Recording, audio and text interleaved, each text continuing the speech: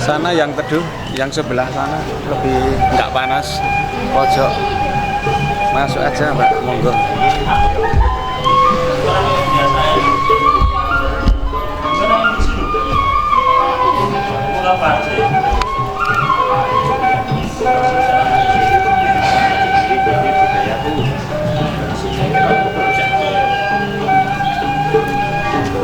Iya,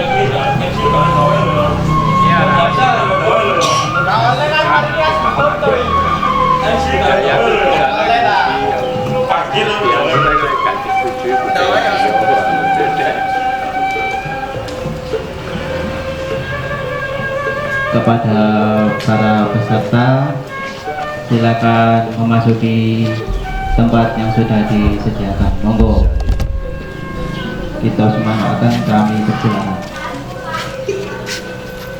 Campuran keuangan campuran antara ini acara di dalam gabungan lagi.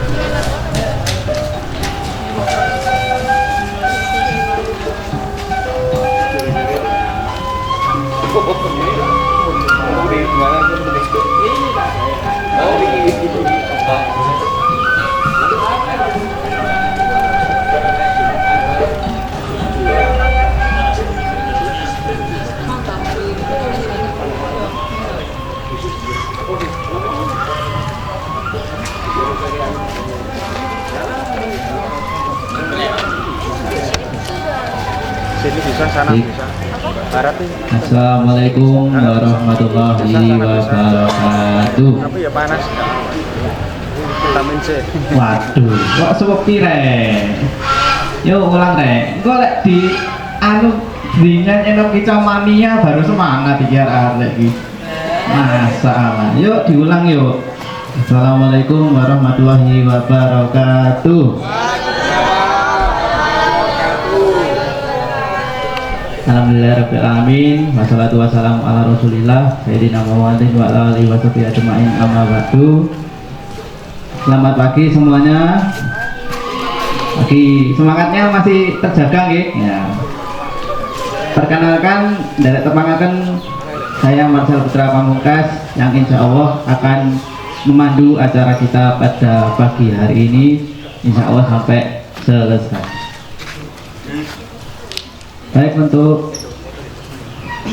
Baik hadirin semuanya, untuk menambah keberkahan acara pada pagi hari ini, mari kita sama-sama membaca doa agar supaya dari awal sampai akhir nanti acara kita dilancarkan. Berdoa menurut kepercayaan kita masing-masing. Berdoa dipersilakan.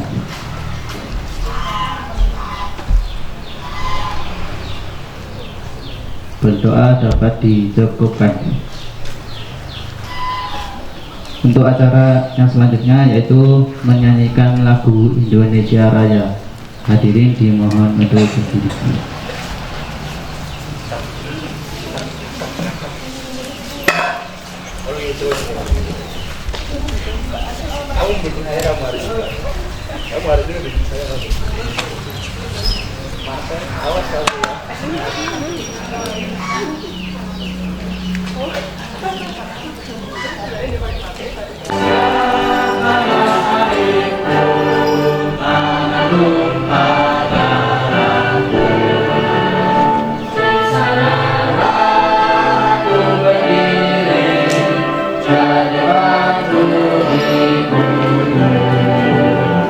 Indonesia, bangsa satu, bangsa dan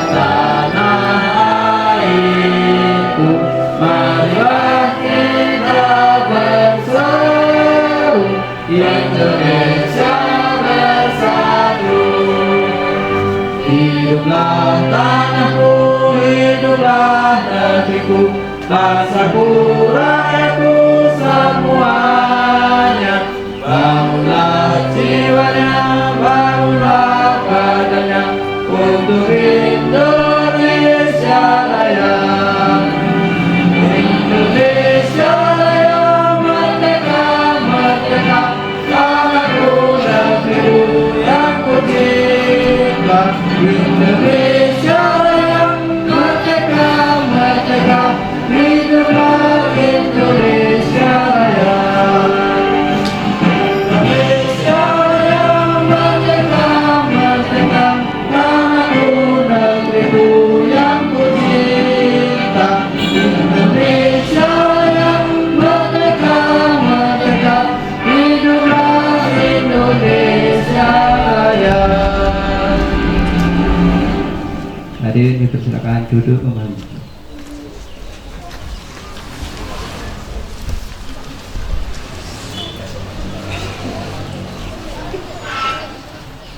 Baik, hadirin semuanya. Berikutnya kita akan sama-sama mendengarkan sambutan dari Kak Daru Lazarus selaku Ketua Panitia. Kepada beliau kami persilakan. Selamat pagi. Assalamualaikum warahmatullahi wabarakatuh. Shalom, Om Swastiastu, Namo Buddhaya, salam kebajikan. Selamat pagi teman-teman. Yang terhormat Ibu Miss Janet selaku dosen mahasiswa teman-teman dari Ciputra. Lalu yang terhormat Bapak Ais sebagai General Manager PT Demart. Dan selamat pagi Bapak Ibu Wali dan teman-teman peserta kegiatan hari ini, juga teman-teman dari Ciputra yang hari ini bisa datang. Syukur kami panjatkan, kita panjatkan semua kepada Tuhan Yang Maha Esa karena hari ini kita bisa hadir dengan sehat dan bahagia pada hari ini. Kegiatan hari ini adalah membatik, salah satu bagian workshop dari Sanggar Nareswari dalam upaya pelestarian budaya. Batiknya dengan batik tulis, batik cantik, sehingga teman-teman dari Ciputra mungkin bisa semoga menjadi berkat dan edukasi untuk hari ini. Semoga hari ini lancar dan menjadi berkat bagi kita semua. Terima kasih. Wassalamualaikum warahmatullahi wabarakatuh. Salam, Om Santi Santi Om, Namo Buddhaya, salam kebajikan. Terima kasih kepada Kak Daru Lazarus yang telah memberikan sambutan.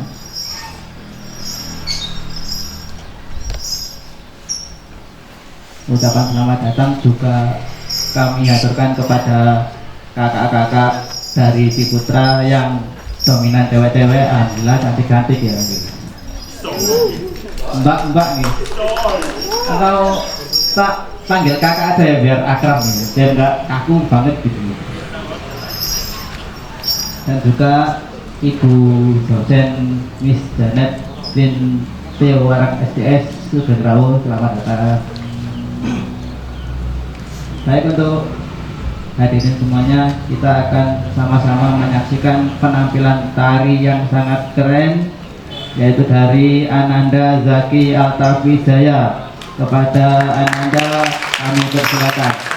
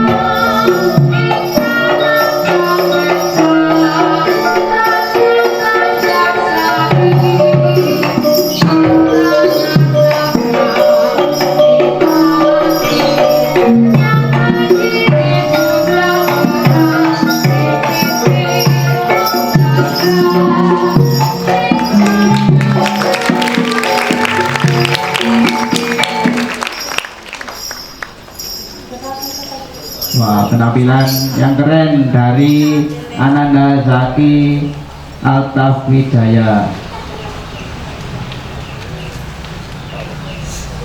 Sebelumnya teman-teman dari teman-teman ya, kakak-kakak saya, kakak-kakak dari Universitas Ciputra juga pengen tahu Ananda Zaki ini siapa. Jadi kami persilakan untuk Ananda Zaki memperkenalkan diri dulu. Oke. Beri tepuk tangan lagi dong kakak.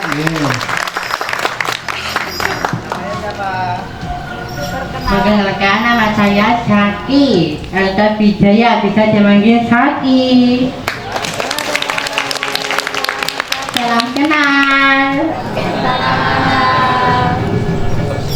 Terima kasih.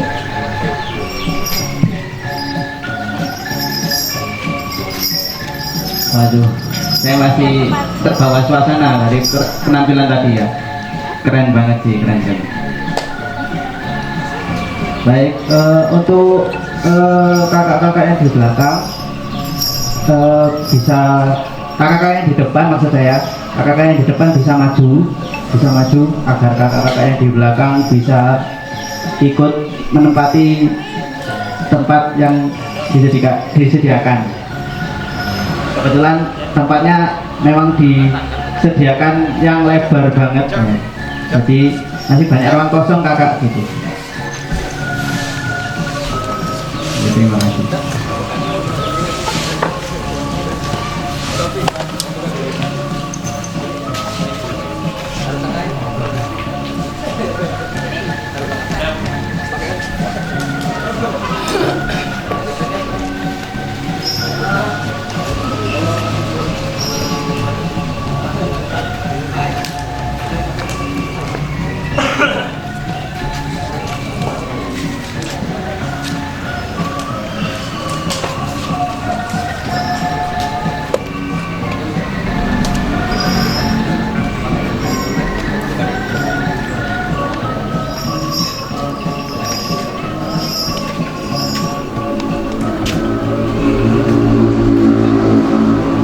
Baik, untuk akan mengikuti materi dan praktek pelatihan pembuatan sampur batik yang akan disampaikan oleh Bu Yuharsita dan tim. Kepada beliau kami persilakan.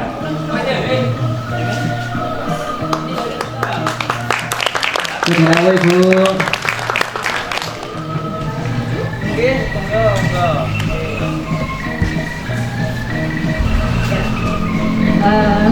Selamat pagi, biar semangat ya. Selamat pagi untuk hari ini. Perkenalkan, nama saya Yuharsita. Biasanya saya melatih atau menjadi instruktur di batik. Saya dari Malang dan kebetulan juga saya asesor batik. Ya. Untuk hari ini kita nanti belajar membatik. Pasti sudah tahu ya batik itu apa ya? Sudah tahu kan? Iya. Saya jelaskan lagi di sini, batik adalah teknik ya, teknik atau cara. Jadi kalau misalkan di sini ada kayak saya pakai baju batik, itu belum tentu dikatakan batik. Kenapa? Sudah ada yang tahu? Jadi batik itu kan proses atau teknik. Sedangkan kalau yang kita pakai belum tentu dikatakan batik karena apa? Motif. Dia motif batik. Jadi batik adalah proses atau teknik atau metode menggambar di kain dengan canting. Tadi sudah disiapkan cantingnya ya, atau cap sudah disediakan di sini cap, menggunakan malam panas sebagai penghalang warna. Itu dikatakan batik. Jadi kalau nggak ada cantingnya, nggak ada capnya, nggak ada malamnya, itu bukan dikatakan batik. Mungkin di sini baru ngeh kan kalau batik itu ternyata teknik. Nah sekarang kalau yang dijual di pasaran kayak printing gitu, apakah dikatakan batik? Bukan, karena nggak ada cantingnya, nggak ada capnya, nggak ada malam panasnya, tapi disebut motif batik. Itu mungkin singkat tentang teori kita membatik untuk hari ini ya. Nah, di depan saya juga sudah ada kompor di sini untuk memanaskan lilin atau malam yang dibuat dari getahnya pohon pinus, kemudian ada madunya sedikit, kemudian ada parafin dan semacamnya. Nah, untuk sekarang bisa dipersiapkan, Mas Panitia, bisa nggak? Ya.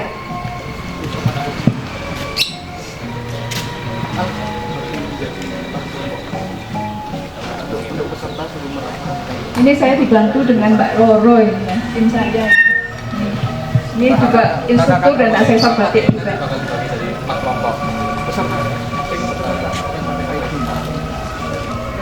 Peserta yang pakai ID nanti bisa merapat untuk mempraktekkan batik. Di sini nanti sudah disiapkan kain, kainnya sudah dicap, tinggal nanti kalian menambahi isen-isen.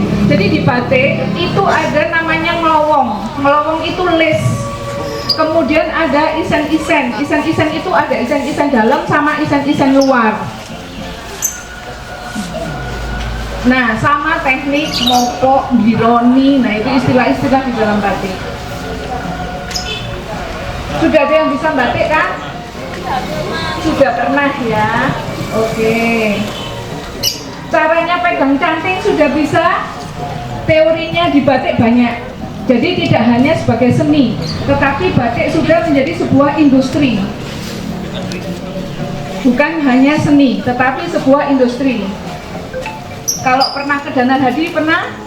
Itu sudah menjadi sebuah industri, banyak perajinnya. Mereka punya museum juga.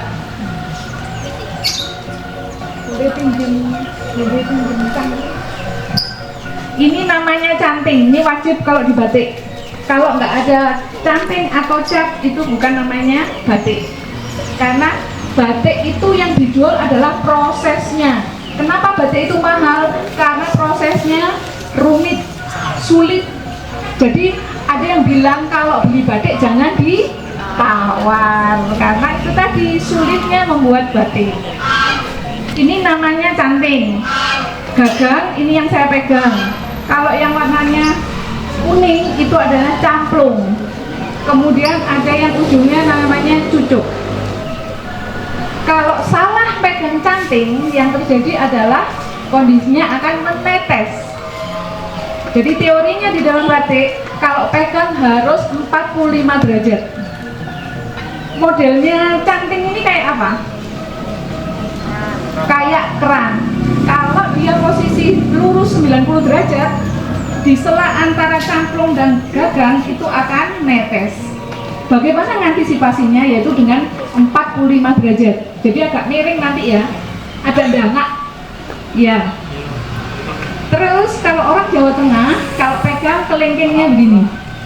Tapi nanti suka-suka bebas mau pegang gini nggak apa-apa. Tetapi kenapa? Kelingking ini adalah untuk menahan kainnya biar nggak goyang. Jadi enak. Saya sukanya gini, nggak apa-apa.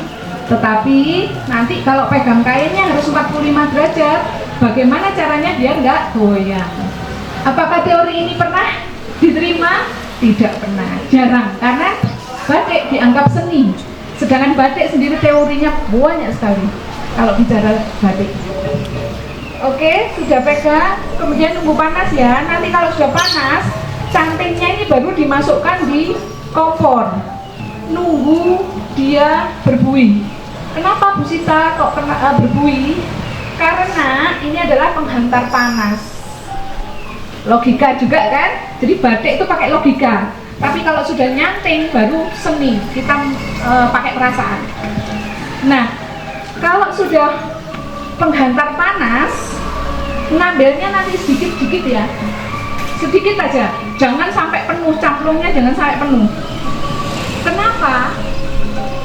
Kalau penuh nanti akan banyak netesnya, pada saat dimiringkan gini akan jatuh ke gadangnya, ke kanan. Jadi separuhnya, sedikit-sedikit. Kemudian pada saat ngambil sedikit, kalau panas nanti, kalau keluar apa ini namanya uapnya, kalau orang zaman dulu adalah ditiup. Fungsinya apa? Menyesuaikan dengan suhu ruangan. Jadi biar nggak panas. Terus kalau sudah ngambil, nanti dicoba. Sebentar, sebenarnya harus ada kertas ya, dicoba dulu, menyesuaikan. Kalau sudah, baru siap dicanting di kain. Tapi kalau sudah terbiasa dengan nyanting, langsung aja di kain. Ngambilnya sedikit, langsung taruh lagi ngambil. Biar kalau nggak kena suhu ruangan itu cepet kering. Kan ini kan kering kan, cepet mudah kering kan. Jadi kalau kena suhu ruangan itu malamnya akan cepet kering. Ada pertanyaan di sini? Belum ya? Belum kalau belum dicoba. Nah, sekarang ada canting. Tadi ada diingatkan sama Mbak Roro. Macam-macam canting itu kalau kita kiblatnya ke Solo, itu cantingnya cuma ada 4. Ada cecek nomor 1, kemudian nomor 2 untuk isen-isen, nomor 3 untuk melowong lesnya, dan nomor 4 adalah untuk moko. Kalau kita kiblatnya ke Pekalongan, itu cantingnya ada 16. Yang paling kecil biasanya disebut canting emas atau meremlek. Saking kecilnya adalah 0. Itu biasanya batiknya bisa jutaan, mahal.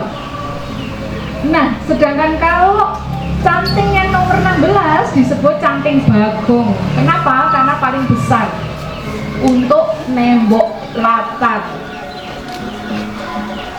Ya. Ada lagi pertanyaan?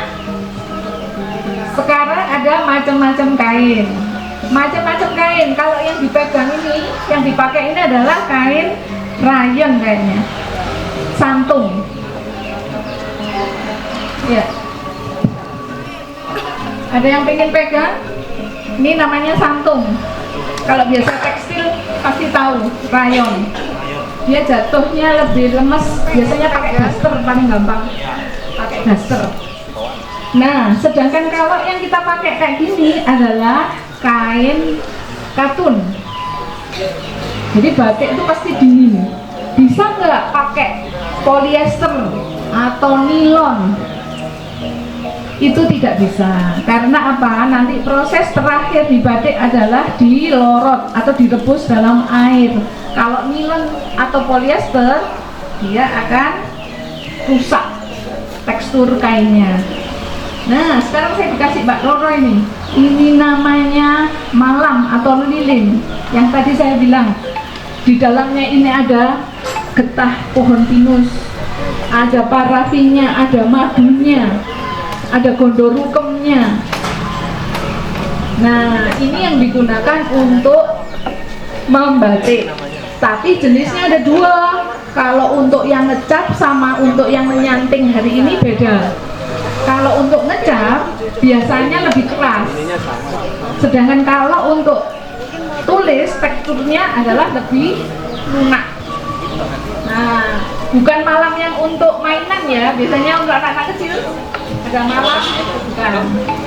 Iya. Oke, jadi kita mengenal tentang malam, tentang canting, tentang kain. Ada lagi, ada salah satu terakhirnya adalah nanti mewarna. Pewarnaan pakai pewarna tekstil. Jadi yang diwarnakan kain, berarti yang digunakan pewarnanya adalah kain. Ada 2, ada pewarna sintetis sama pewarna alam. Nah, contohnya yang saya pakai sama Mbak Roro adalah pewarna sintetis dari Remasol. Tapi untuk hari ini kita pakai Naptol. Sintetis sudah ada 3, Remasol, Naptol, sama Indigosol. Nah, kalau pewarna alam bisa pakai daun mangga, bisa pakai kulit manggis, macam-macam. Ya, mungkin ini kayaknya nunggunya masih lama ini ya. Kayaknya mesek dulu ya. Oh, kembali.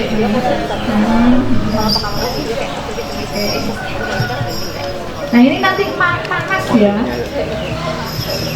Nggak bawa celemek ini ya.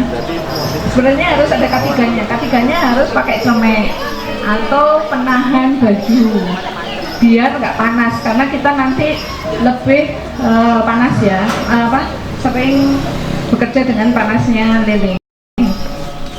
Jangan takut ya, nanti pegang pun itu agak panas.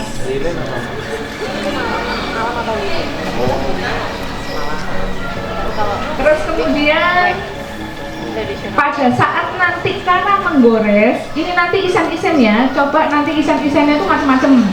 Ada cecekan, ada ukel. Ukel itu kayak obat nyamuk, tahu kan? Ukel itu modelnya kayak obat nyamuk.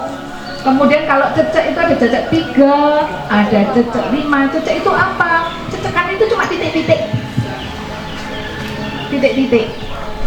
Nah, tadi saya juga lupa menjelaskan, batik itu ada yang bilang dari beberapa titik. Itu adalah nama batik. Tapi arti batik adalah teknik. Jadi bisa dibedakan ya. Kalau batik itu adalah artinya adalah teknik, proses. Tetapi kalau nama batik itu adalah babaran titik. Panjangnya adalah babaran titik. Jadi beda ya. Kayak misalkan nama saya Sita. Sita diambil dari apa? Oh, Dewi Sinta misalkan. Artinya apa? Kan beda. Nama sama arti itu beda. Di batik pun gitu. Ya. Nah, ini sambil nunggu ya, ini kayaknya belum panas ini. Nah, ini adalah sal, panjangnya sekitar 2 meter. Motifnya adalah topeng, karena kita posisinya ada di Kota Malang ya, dikenal dengan ikonnya topeng. Terus kemudian ini adalah pinggiran shawl atau pinggiran selendang. Ini sampur namanya. Biasanya untuk menari sampur. Beda ya. Selendang, sampur, shawl itu beda ya. Nah, ini kebetulan kita bikin sampur untuk menari. Ini ada topeng, kemudian ini pinggiran. Nah, nanti yang dicanting yang mana? Yang dicanting adalah yang di tengah. Dikasih titik-titik boleh, dikasih ukel boleh, dikasih teruntung. Tahu nggak teruntung? Teruntung tuh hampir mirip dengan motif melati. Nah, kayak gini tetapi kecil. Artinya, filosofinya tahu teruntung? Bagus, bisa cari di Google. Bagus teruntung itu. Filosofinya tinggi sekali. Ya. Oke, ada yang pertanyaan? Ada yang belum dimengerti? Saya menjelaskan. Ya, mungkin dari kakak-kakak Ciputra ada pertanyaan? Oh, enggak. Kayaknya sudah bisa semua ini ya. Alhamdulillah. Oke, ya. Jadi nanti bisa sambil menunggu panas. Nah, malam panas rata-rata dipakai adalah 70 derajat. Nah, misal ini kalau kainnya sutra berapa derajat? Itu di bawahnya 70. Kalau kepanasan akan merusak tekstur sutranya. Tapi kalau rayon, kemudian katun, itu lebih kurang 70. Kalau 100 derajat gimana? Mendidih. Wah, jadinya rusak nanti. Akan rusak. Itu ya. Kok lama ini kayaknya.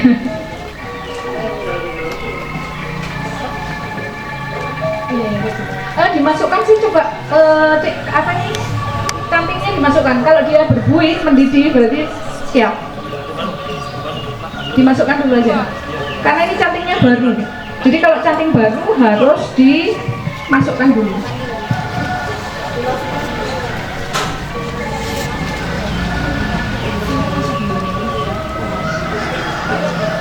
Iya. Harus mendidih ya? Harus mendidih. Karena dia nanti penghantar panas dari gagangnya ke camplung yang berbentuk tembaga. Karena dia harus menahan panas pada saat dia ambil. Ya, itu mulai mendidih itu. Ini dari cantingnya. Cantingnya.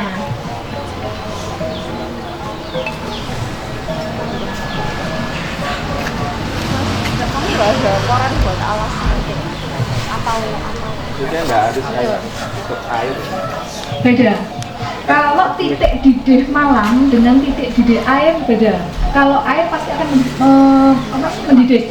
Tetapi kalau malam tidak bisa. Tapi dia akan mengeluarkan asap dan kondisinya terakhir adalah mengerak. Kalau sudah mengerak, kompornya ini yang kita buat modifikasi ini akhirnya rusak.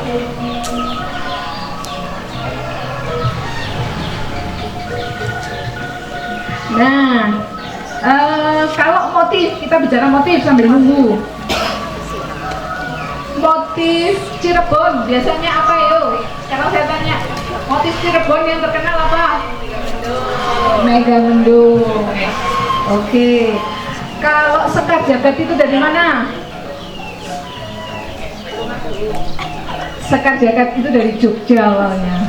Ya. Bedanya batik Jogja sama batik Solo apa? Dari warnanya. Kalau Solo lebih ke soga. Soga itu apa? Lebih ke kuning. Tapi kalau Jogja itu pasti ada putihnya. Batiknya selalu ada putihnya. Tahu batik Tiga Negeri? Wah, terkenal ini, mahal sekali ini batik Tiga Negeri ini. Karena prosesnya adalah 3 tempat. Dia dibuat birunya itu di merahnya di Pekalongan, birunya di Jogja, kemudian soganya di Solo. Makanya disebut batik Tiga Negeri. Harganya bisa dilihat nanti kalau pas jalan-jalan ke tempatnya batik. Batik Tiga Negeri itu paling mahal. Ciri khasnya Cirebon itu lebih ke Megamendung. Gambar Megamendungnya ditelitinya di apa? Coba ya nanti kalau lihat batiknya motif Megamendung itu yang mahal adalah di layernya. Layer Megamendungnya itu lapisnya semakin banyak itu semakin mahal.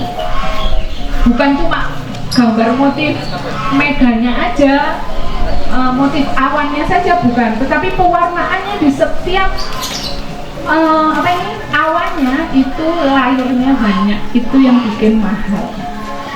Jadi proses batik itu yang kita jual atau yang dibeli konsumen.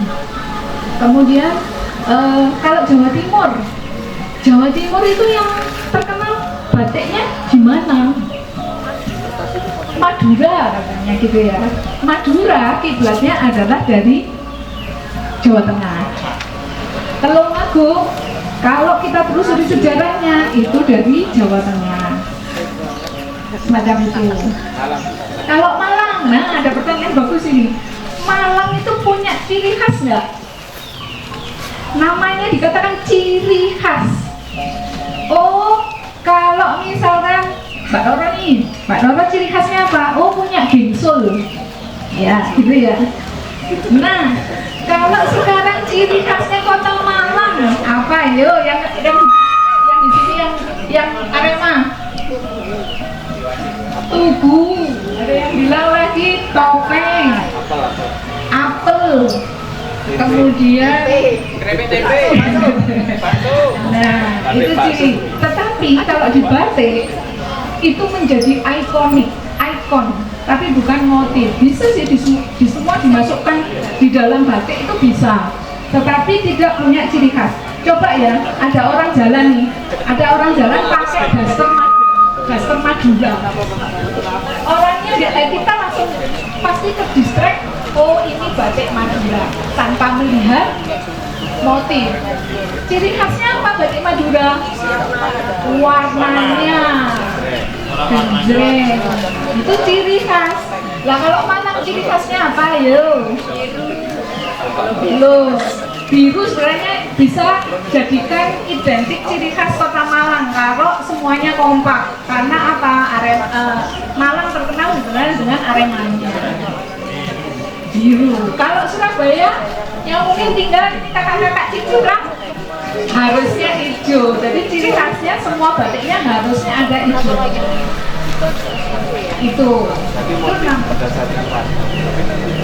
ciri khas yang menonjol gitu.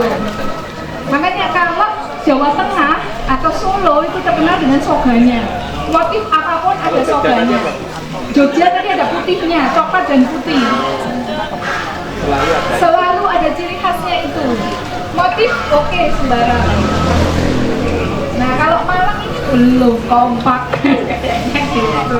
Jadi kalau kita bikin biru Harusnya itu kembali ke pemangku kebijakan ya. Jadi kalau saya pada saat keliling itu nguji di sebuah kota atau daerah, saya bingung jawabnya Malang ciri khasnya apa ya, karena kalau ikon banyak, ada topeng, ada terape, ada tuku buahnya, tetapi ciri khasnya Malang belum muncul. Nah itu yang kadang tugas kita adalah bagaimana sih biar kompak ini, biar memunculkan satu ciri khas.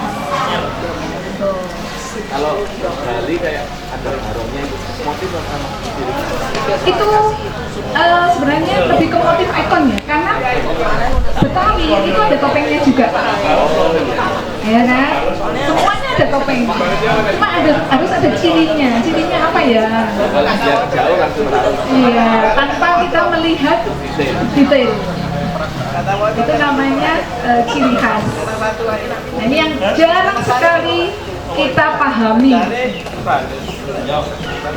Ini sudah dikasih jengkol sama belum? Belum, oh belum panas. Nah ini cirinya, kalau dia nggak sampai 70 derajat atau panasnya kurang, kalau seorang pembatik itu terasa banget. Harus tembus. Batik yang mahal atau batik yang benar itu harus tembus, bolak-baliknya sama. Jadi nanti kalau nyantai itu dilihat baliknya ya, terus nanti diulang dari belakang ya. Tahun lalu udah selesai. Maksudnya makapunya udah selesai. Kan ganti yang ada kelasnya.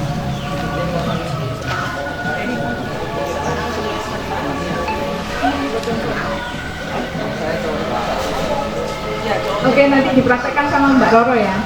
Jadi ada dua.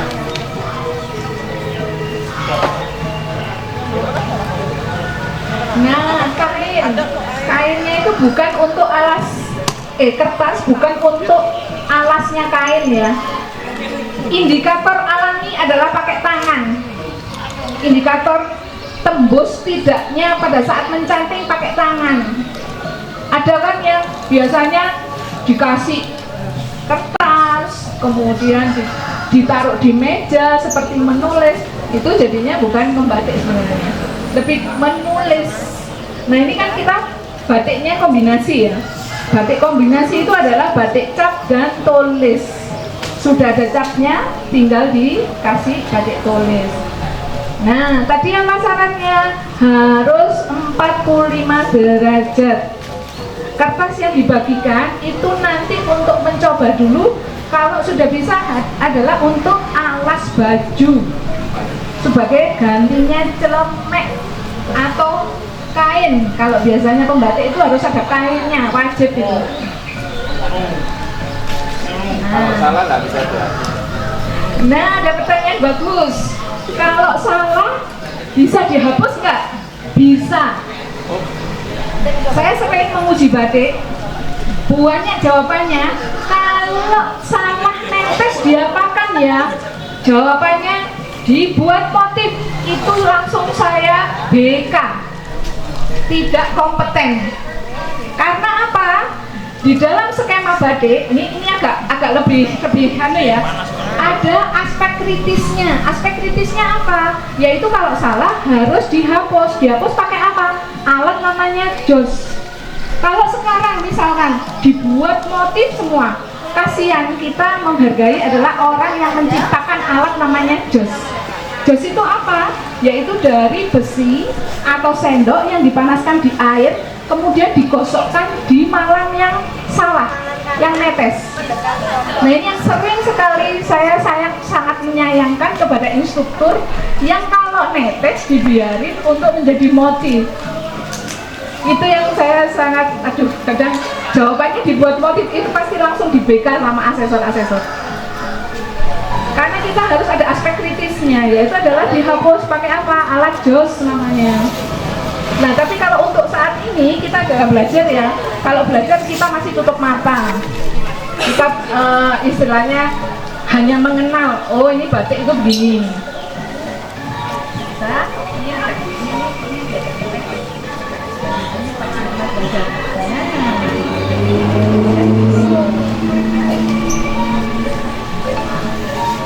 nah, bagus kan? Kalau 45 nggak bakalan netes sampai kecil. Nanti kalau dikain lihat nggak tembus, berarti harus diulang lagi. Kalau sudah oke langsung dikain aja. Kalau sudah Bisa kan? Kalau udah pede di kertas langsung dikain. Kalau sudah pede di kertas langsung dikain ya Mbak Roro ya. Kalau udah pede kerja dikain. Usahakan 45 ya, jangan menukik, pasti dijamin netes. Nah kayak mbaknya ini di sebelah saya. Ini contohnya kalau pegang kanting.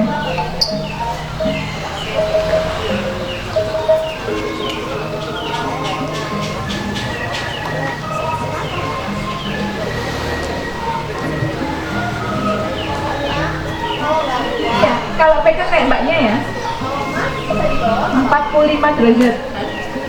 Jangan, itu bukan di meja.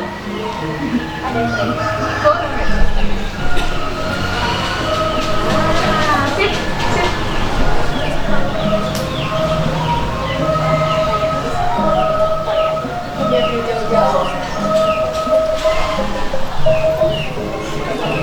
Jangan takut, batik itu menyenangkan, sangat menyenangkan.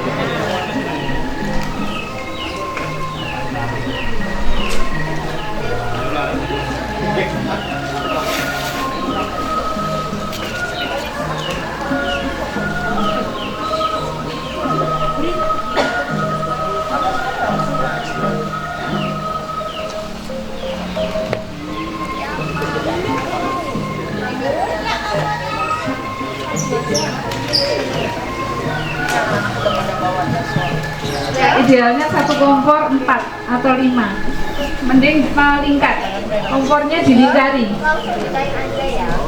apa? Bisa maju Mas ya? Masuk dalam itu. Itu melingkar aja. Oh iya. Melingkar aja.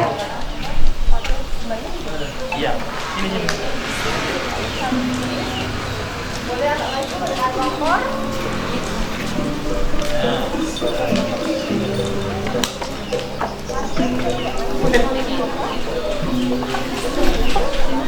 Berarti kena kurang enggak?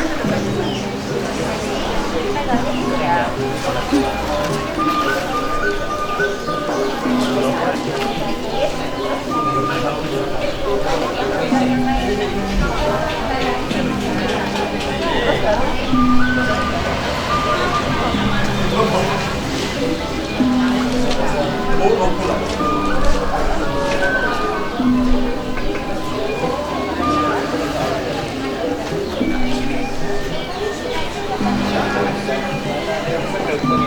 Iya, iya, iya. Kalau turun memang.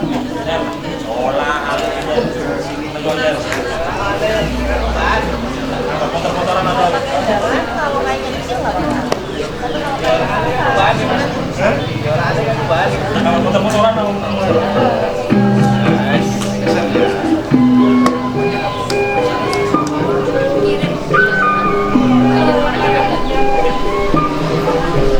Kayak lebar.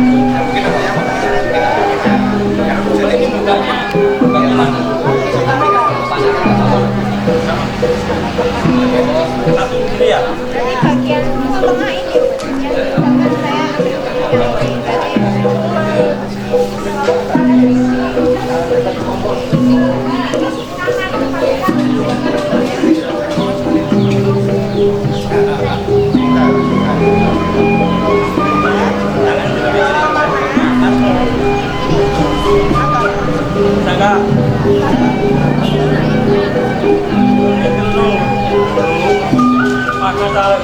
ini kan nggak kena telapak, tapi sebenarnya harusnya kena telapak.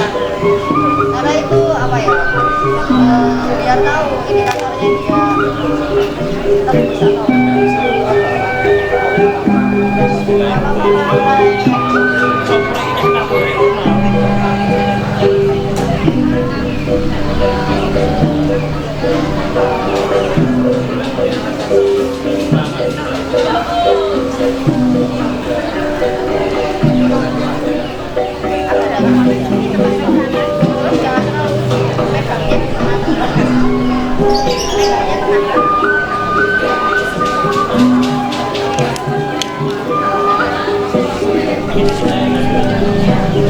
Pegangnya tengah.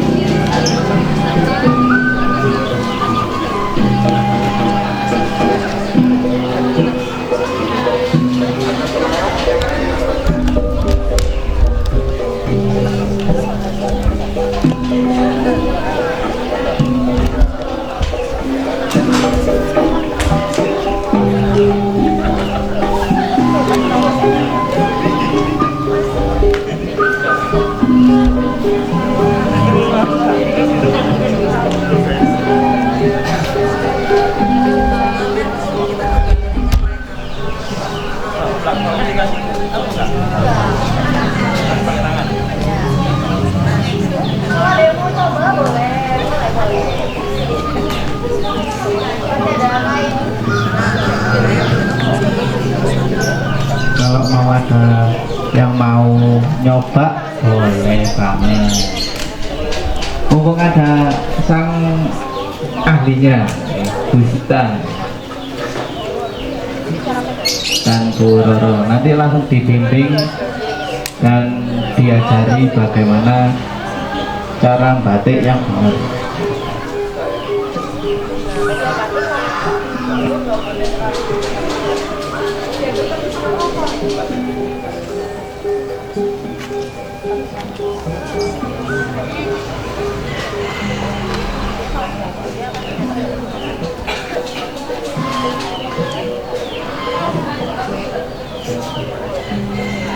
Untuk foto bersama.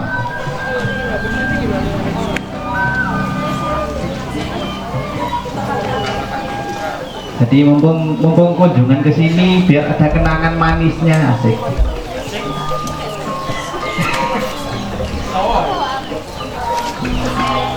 biar ada kenangan manisnya gitu nih.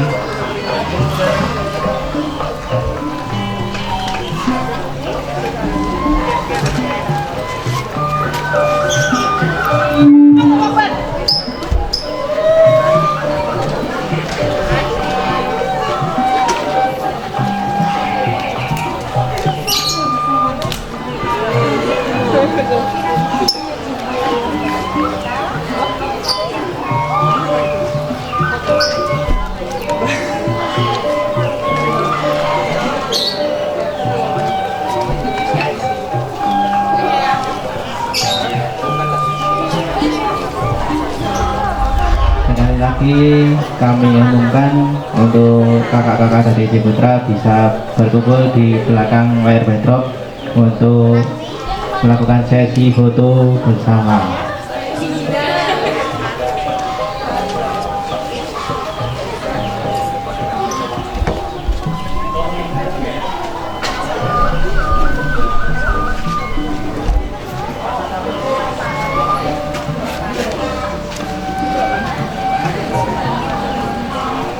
Jadi mumpung ada kesempatan kunjungan ke Demat Titik Tengger, biar ada kenangan manisnya. Karena kalau udah ada kenangan manisnya, jangan lupa bawa kain batik baik dan cantik ya. Oke.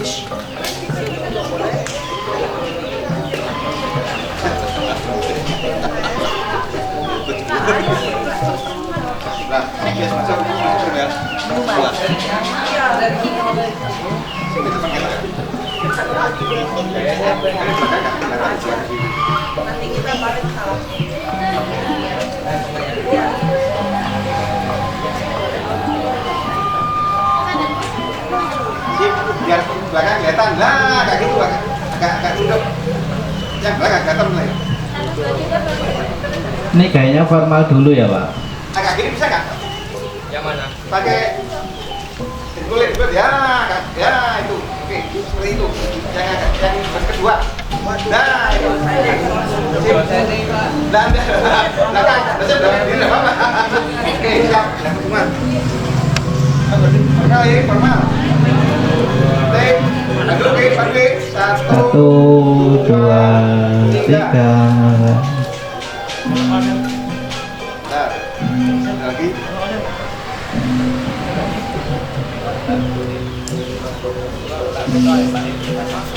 Jin 1, 2, 3. Oke, bebas. Oke, bebas. Saya bebas nggih, monggo. Jin, Jin 1, 1, 2, 3.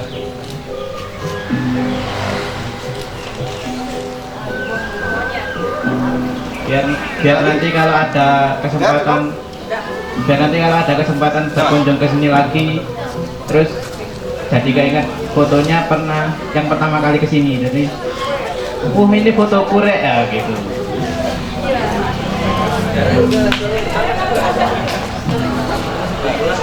Untuk kakak-kakak dari Ciputra, sebelum melanjutkan perjalanan, dipersilakan untuk bergeser ke depan, ke showroom. Di situ ada produk-produk dari teman-teman Demat Titik Tengger. Monggo dipersani, monggo dilarisi, dan monggo dibayar-bayari. Nggih.